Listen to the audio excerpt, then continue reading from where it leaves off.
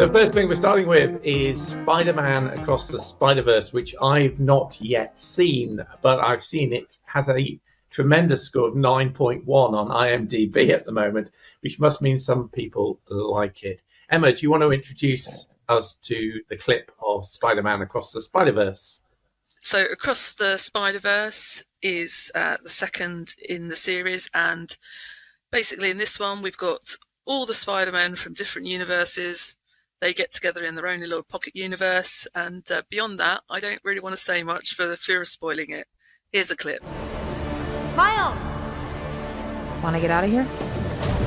Wherever you go from here, you have to promise to take care of that little boy for me. Make sure he never forgets where he came from. And he never doubts that he is loved. Let's start this one with Andy then. Andy, what did you make of this film? I absolutely love this. For me, this is one of the best films of the year so far. I mean, there's so much to say about it, and we haven't got long enough. It is literally like watching a comic book come alive before your eyes, complete with split screen, bubbles coming out of people's mouths, captions on screen. And what I loved was that every time we enter a different universe, the style of animation, the style of the drawing, if you like, or the style of the comic book is different. So, you know, we go from everything from something like that looks like it's come out of the Beano to it looks like it's come out of manga to, you know, right, every universe has got its own different style. It's 2 hours, 10 minutes long. I could have sat there for a lot longer. I think the story of Miles Morales, who seems to be a Spider-Man at odds with everybody else, perhaps for obvious reasons, is really, really gripping, captivating. And I, for one, when the ending came up and it said to be continued, I, for one, just sat there and said, well, bring it on. I want to know what happens next. I thoroughly enjoyed it. Great soundtrack, great animation, whizzed by in a flash. And I thought it was really good. Really good. Great. Good stuff. Emma, did you agree?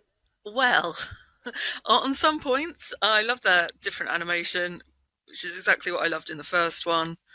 Just so many different styles, particularly the punk Spider-Man. I thought that was fantastic. However, I did not like the opening. So I loved that Gwen was in it more.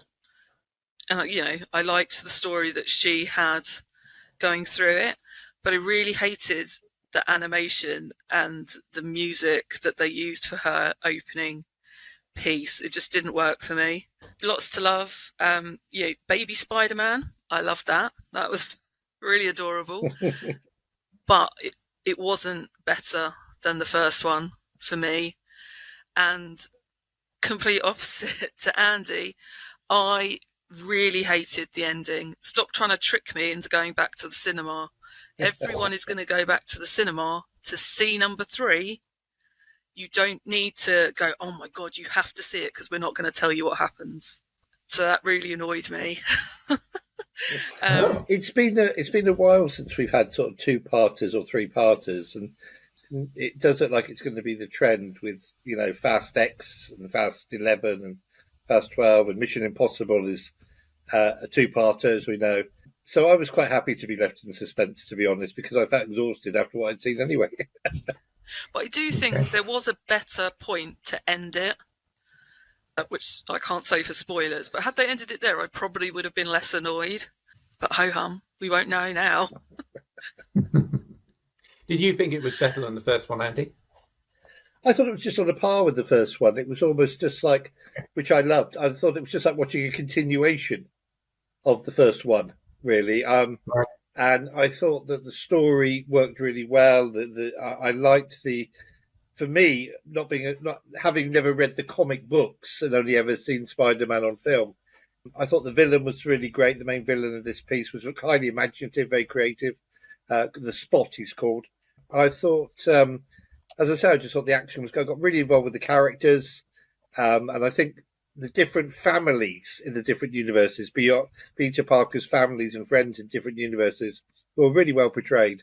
So, yeah, I didn't have a problem at all. And, you know, I know the next one's not out till March and we've got a bit of time, but then I remember sitting there when Back to the Future 2 said to be continued, and we had to wait. So, I don't have a problem at all. Just something to savour and look forward to. Yes. I did see on Twitter today some comment that said Gwen, the actress who plays Gwen, I can't remember who that is, hasn't even started recording her lines yet. So I think the expectation is it might not even be next year. This third one comes out, it might be the year after. So some time to wait. Marks out of 10, Andy? 9 for keeping me entertained for an hour, 2 hours, 10 minutes. Yeah, that's going some animation. And Emma? It's going to be a 6 from me. Okay.